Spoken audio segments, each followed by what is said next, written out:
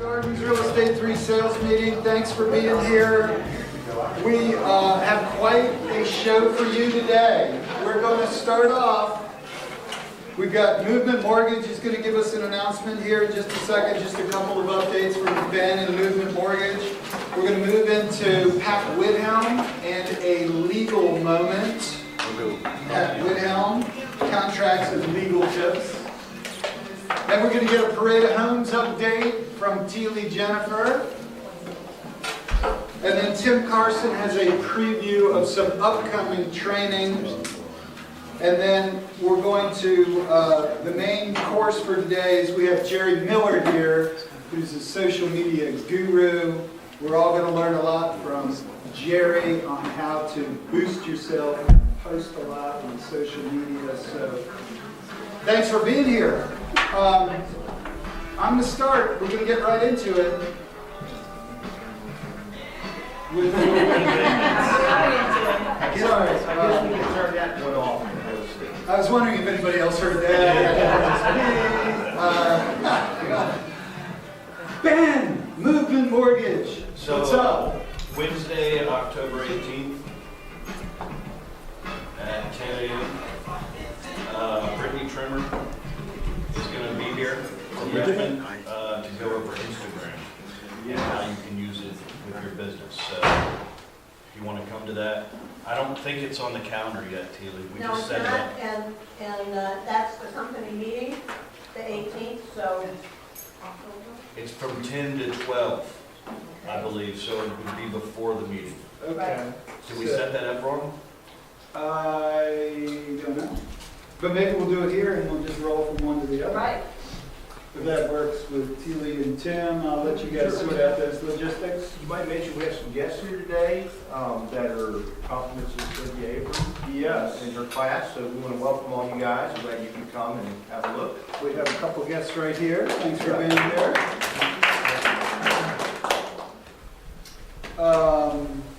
What else from Movement? That's it. Anything? Good, thanks. That's going to be I'm fun. looking for a black lab puppy, if anybody knows. So, apparently you find dogs on Facebook now, and I'm not big into Facebook, so let me know if you see one. I have an old dog that I don't want anymore.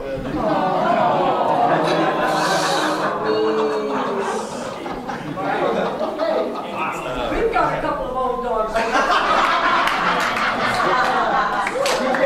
My dog just chews on the wall and he's not fun. I just want to see what kind of crowd we have here. Who's going to the concert on Sunday? Is anybody going? What concert are we talking about? We have a few people here. All right. T, tell them in case they don't know. What's the concert? Concert is to benefit Dave Matthews' throwing for Charlottesville.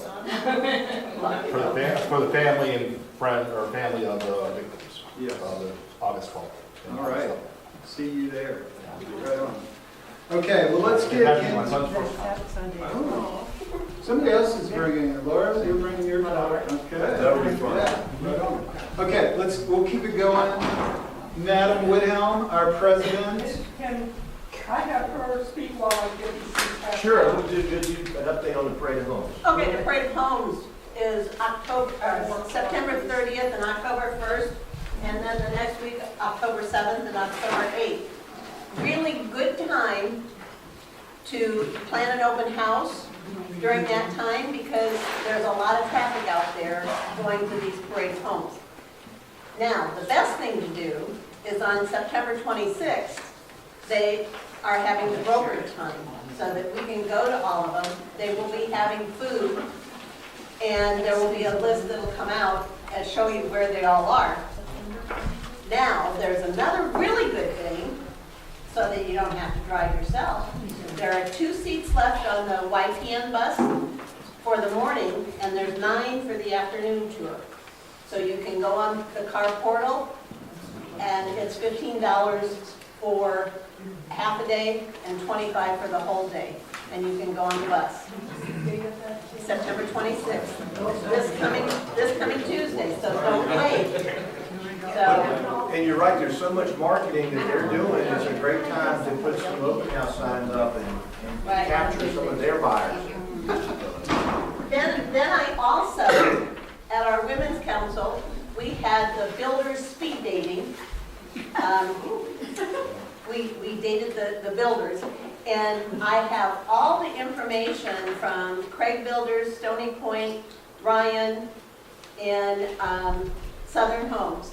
I have all their areas where they're going to be building, where they're at right now. So if, I'm not going to make copies for everybody because I know how Miss Pat doesn't like us to make copies. But if you want some of that information, just, email me.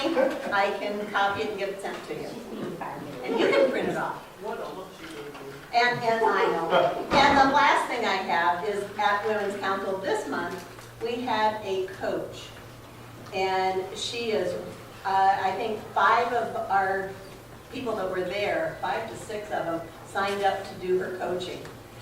She was really, really innovative and energized. She's out of Pittsburgh, and her sessions are $99 a month, and really worth. What she says is you can have different coaching things, and you can also, if you don't like, she'll give you like a one-time talk with her, and if you don't like what she's saying, you can, not do it, or you can take it for a few months, see how it goes. But I'll tell you, coaching is the way that the agents that were in the meeting with me said, I needed this, and I need this upstart. So it's a good thing, good accountability. Her name is, 6 figures real estate coach. Oh, her last name's Ross.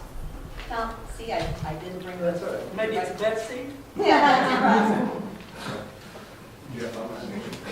I want to mention too that Feely's done such a great job of keeping our training calendar up to date. And for those of you that aren't with the company right now, we use the Google platform, and we have business level Google services. And so what do we have? Probably we pull in the car training and all our training, and so we probably got 12 or 14 training events this month on the car. And so you can get that through your Google email, or we did email a calendar out recently. And if any of you aren't signed up and want to go to the GRI class, tomorrow's business planning, a better way to get your business started for next year. Okay. One more thing. On the Parade of Homes, for our sales team, really important for you to get out and see these homes, because the general public, we know that, veteran agents, but the general public loves to talk about the Parade of Homes. And so if you want to be a part of that conversation, you've got to get out and preview these homes. There's 2 days of realtor tour, is that what you No, said? there's One day? morning and afternoon, One day. but one day, the 26th is the day to go for Parade of Homes tour. It's all new construction, and so it's all new construction, so it'll be on Lockbox probably. Well, no, they'll have someone, actually, they will be a model, and they will have someone there at all times. Right, but if you want to go see it on your own outside of it, I'm sure it'll be on Lockbox. But all I'm trying to do, encourage you, Austin Crocker, get into the Parade Home, because your clients will be talking about it. Good? Got it? Great. Now back to Widhalm. Thank you.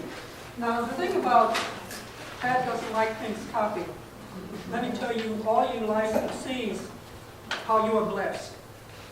November 1st of 2015, we got our newest set of rules and regulations at the Department of Professional Occupational Regulations. You all know that, I'm sure? You've all read them, I'm sure? Does anyone, what do you want to tell me how many pages there are?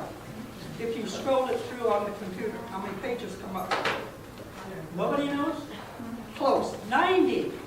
So there's no way I'm going to copy 90 pages and give it to you, because 89 of them you won't read anyway, right? So what I've done for you today is given you 6 pages with a few things highlighted, but I do need you to know, all you licensees and you potential licensees, that it is the November 2015 set of rules and regulations that now govern us. Every so many years, these things get updated. So it's November 2015.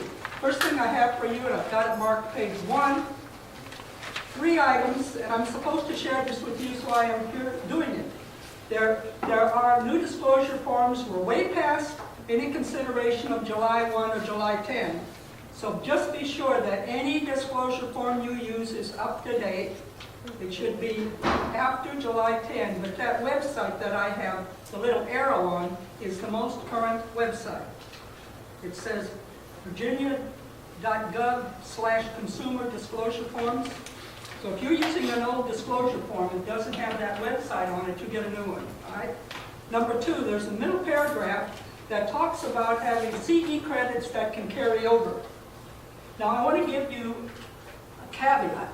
This new set of regulations is blessing the brokers for a change and putting burdens what they ought to be, and that is on licensees.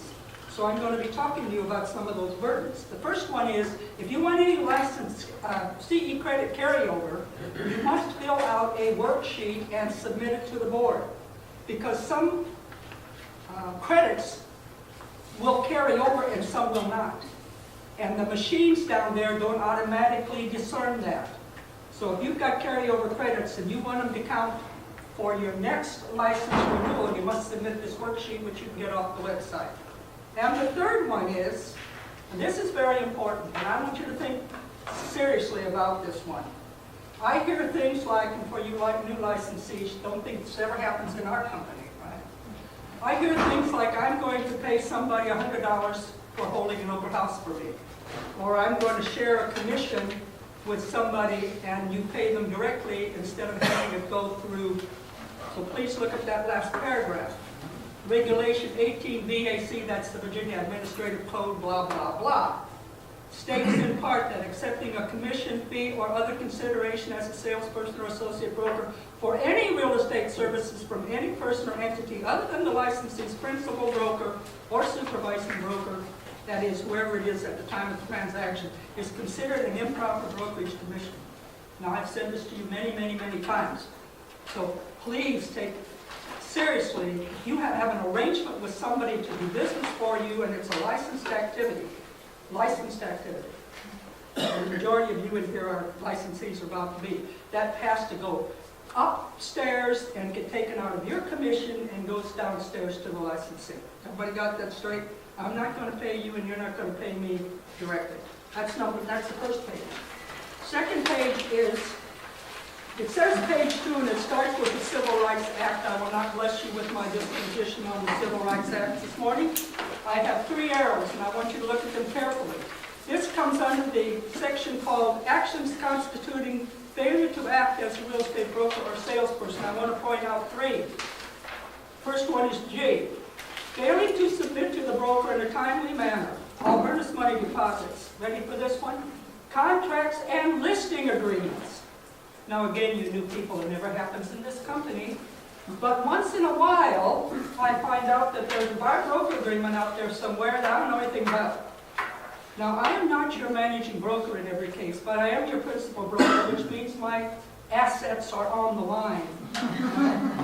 So it says, or listing agreements, deeds of lease, or any other documents for which the broker has oversight responsibility. Well, unfortunately, I have oversight responsibility even over these old dogs, right? Okay? J, a licensee practicing real estate with an inactive or expired license. Once in a while, we have people come to us and say, I passed my class, tell me what I get to do now. And I say, did you apply for your license? Oh, no, not yet. Well, then you can't do for us unless it's an unlicensed activity. But the big one I want to call your attention to is, if your license expires on the 30th of the month, and it expires because you either didn't complete your CE or you didn't pay your money, you are out of business. I get this, oh, it's okay because I got a grace period. That grace period simply means that we will not charge you a reinstatement fee during that 30 days, but you can't practice. And again, our assets, supervising brokers and principal brokers, are on the line if we let you do so. The last one is a licensee failing to inform the broker of a transaction. Technically, if you have a transaction that goes nowhere, I'm supposed to be able to find out about it. And you know why that is? I'll pick on my friend Bruce. Let's say Bruce has a transaction, it doesn't get ratified. He keeps the file because I know Bruce well enough to know if he will do that. If I get a phone call from Jerry Miller saying, I don't think what happened here was a good thing, I need to know know that there's a file out there somewhere that I can go to. So don't trash just because something didn't get ratified. That's page 2. Page 3. This is the difference between a licensed and an unlicensed person. And what is interesting about this is there are only A, B, C, D, E for licensees, and from A to Q for unlicensed people. Now that looks like unlicensed people can do a whole lot more things. On the contrary, the regulations include all the things that we can do as licensees. So this is an attempt to have an elaborate list of things that unlicensed people can do. Now, unlicensed people, not unlicensed agents, there ain't no such thing. Unlicensed people means you've taken your test or you didn't take your test. You're my brother-in-law, you're my assistant. I want to call your attention to one because I get the question all the time. One is holding an open house. If you will look really carefully under 6B, holding an open house is a licensed activity. So your daughter cannot hold the open house for you. Now, there is some consideration for a licensed assistant who is a regular licensed assistant from holding an open house for realtors, because you are not speaking to, quote, unlicensed people. You're not speaking to the public. But no unlicensed person can do a public open house. The other one I get questions on considerably is J. Can an unlicensed person prepare contract forms for approval of the licensee and the supervising broker? And the answer is yes.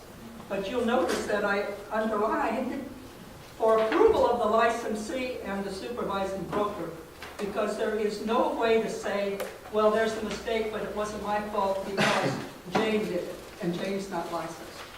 Can't do it. Can't do it.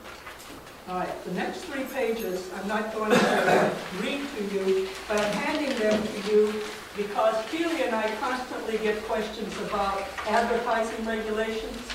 And rather than take time this morning, if you want another session sometime like this, I'm delighted to spend as much time as you want going over our obligations. But I've got 3 pages here for you, so you wouldn't have to ferret through a 90-page document to find out the difference between our license requirements, which are in print, on business cards, on signs, or on the internet. And it's all here.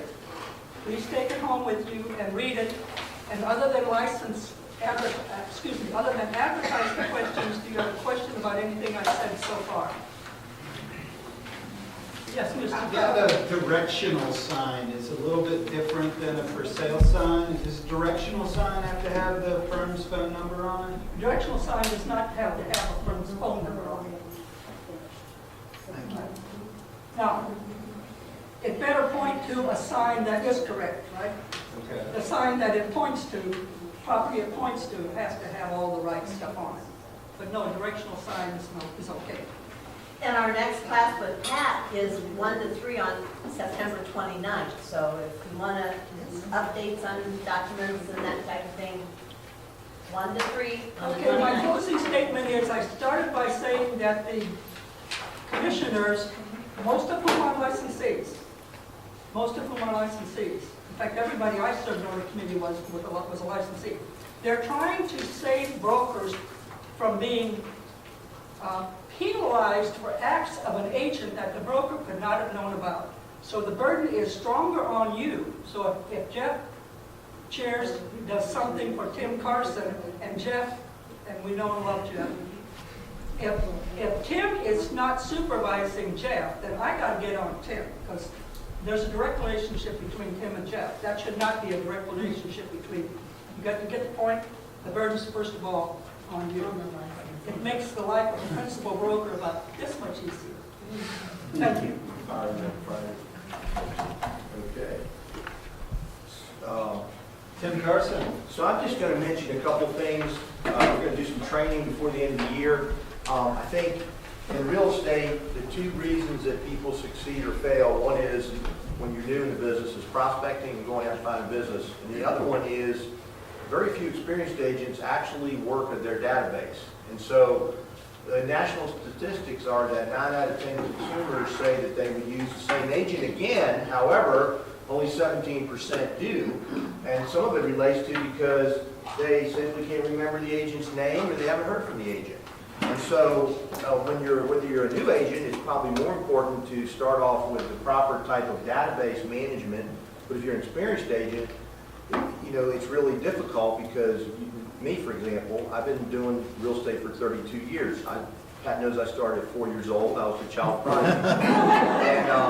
and so, when I started, we had no computers and you had no cards and you didn't have cell phones, you didn't have fax machines. And so back then, you had all your notes and your crap sitting around and you dealt with it. But then over the years, then you get to the next problem, and that's what we're going to do some training on, is like, how do you begin? Like, where is your database? Do you got stuff in notes on your desk? You got Facebook accounts? You've been like maybe in community clubs, or you're in a neighborhood community, or your Boy Scout thing. My daughter was a lacrosse star, and I knew all the lacrosse parents. You got LinkedIn, Yahoo.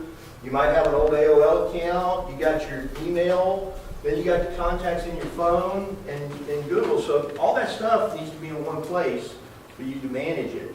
And so that's what we're going to talk about here. We're going to have a couple classes before the end of the year. We're going to talk about capturing your database info. There's ways you can grab your stuff out of Facebook and at least get everything into one source. You may have 100 people that you just have emails. You may have just phone numbers. But if you get it into a database, if you can manage it, then also, somebody, like Bruce or Len Mayu or Joe can get on the telephone and call your people and say, hey, just thinking about you. Get it all in one place, get it organized, get it simplified, and make a plan, and then work the database. And there's some ways, Austin, I think you came in one day and I was showing you. Did you think that was pretty cool what we looked at? Yeah. Yeah, so the key ingredient, but the key, I guess you're a beer lady. But it was good because I think the key ingredient is, since Real Estate 3 provides you with a company email that's a Google platform business level, I think the key universal element is for you to get everything into your Google contacts. Once you do that, you can put it almost anywhere. For example, I use a program called Realty Juggler, and I have 3,000 contacts. I have 900 real estate agents. I can send all the agents in, I can break them into like the investment agents. I have customers, you've got vendors, and so that's what we're going to talk about. How do you do that? Where do you begin? And I think that's one of the keys to people's real estate career going up and down. So I just wanted to kind of give you a little heads up on that, and so you can watch for the training.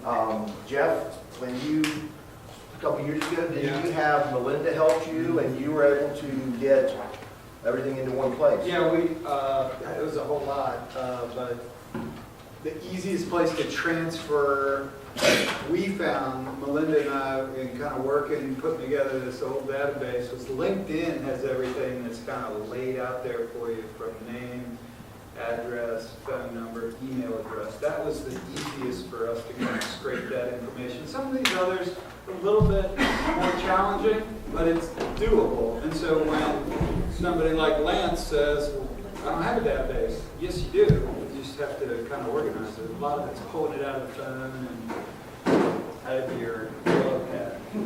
And probably the key to that is then you want to have your system so that wherever you're at, whether you're at home, on your computer, or your mobile phone, when somebody calls you and a new person, and you say them to your phone, you pick a group that they're in. They're a buyer, and you just pick it and you save them. And then that is universally synced to all of your devices and to one source, so that you don't have to do any multiple data entry. You don't have to go and, oh, where's the phone number that I had for the guy that called me Sunday who wants to look at that house? And I think that's the goal, I think, for all of us, and it will make you more efficient, and therefore you'll make more sales and you'll capture more business. So I just wanted to kind of bring that up, and that's all I had to say about that. Jeff, did you want to? So Jerry, did you want to send your lady up? And I wanted to introduce Jerry. His